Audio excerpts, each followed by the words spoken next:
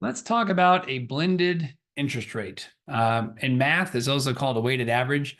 And I don't plan on taking you back to to algebra and all that stuff back in high school. But the reality is, I do want you to understand what it is, why it's important, and how the mortgage industry should use it. And I say should use it because not everybody does. It's beyond me why they don't. But that is the difference between somebody who actually like knows what they're doing, is going to look out for your best interest, is they're going to talk to you about blended interest rates. So what does that mean? So a blended interest rate is when there are two loans, right? So you say if you got loan, the first loan has a rate of, and I'm going to use numbers here, and we'll talk an example down below. So whether it's a mortgage or any other just loan you're borrowing in life, here's what a blended interest rate is, or a weighted average. It says that if you were to borrow a big loan, say 500 grand in this case, at 6% interest rate, right? You're going to pay some amount of interest over time on that, as you'd expect, right? But now, what if there's a second mortgage, and the second mortgage has a rate of like 11%? Oh man, like, okay, what is the rate if you get both of those and you actually execute both? I mean, you have a first and you have a second, it's 6% and 11%.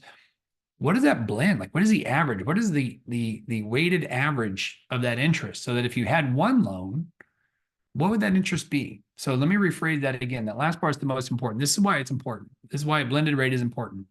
Once you know what your blended rate is, you'll know when comparing it to a single loan, if that matters. So let's say the example I just gave, a $500,000, we'll call it a mortgage for this moment, but a $500,000 mortgage, and then somebody wants to go get a $50,000 mortgage.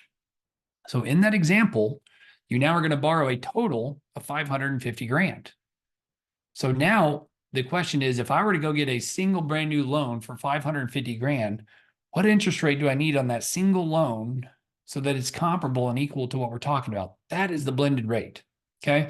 So going through this, and there's examples somewhere around here that you can click a link. I don't know where it is, but click the link, or not click the link rather, but just see the example of what we're going to show. And the example is, okay, if you borrow that 500 grand at 6%, here's how you calculate those numbers. The blended rate is this. It's a weighted average. You take the first loan, we're going to call it the 500 grand in this example, and you're going to divide it by the total amount you want to borrow. So in my example, 500 grand, and then a $50,000 second, total loans is 550 grand. So it's about, the first one is about 90%. It's like 90 point, I think it's like, what is it? 90.9. So it's about 91% of the loan balance is on that 500 grand of the 550 total. So you multiply that then by the 6%.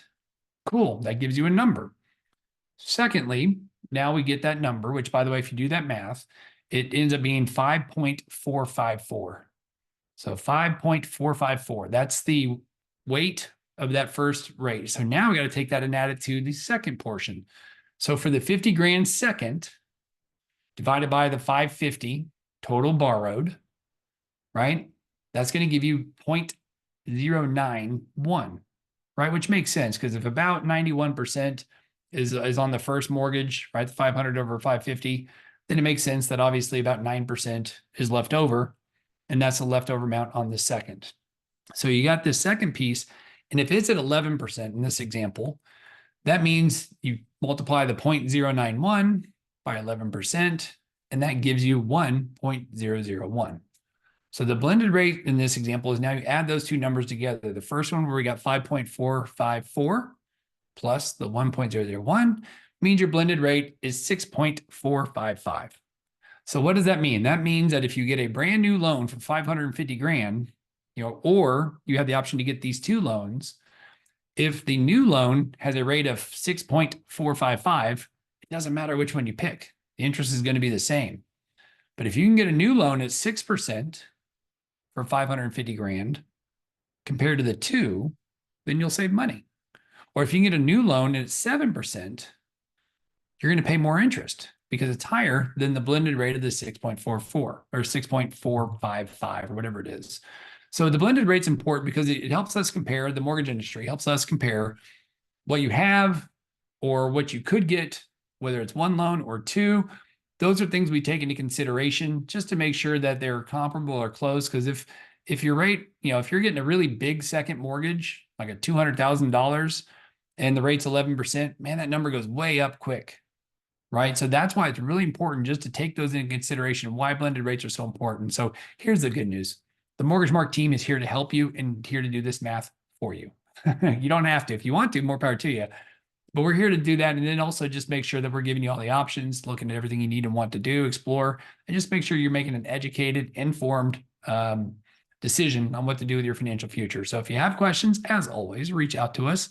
And as always, when you think mortgage, think Mark.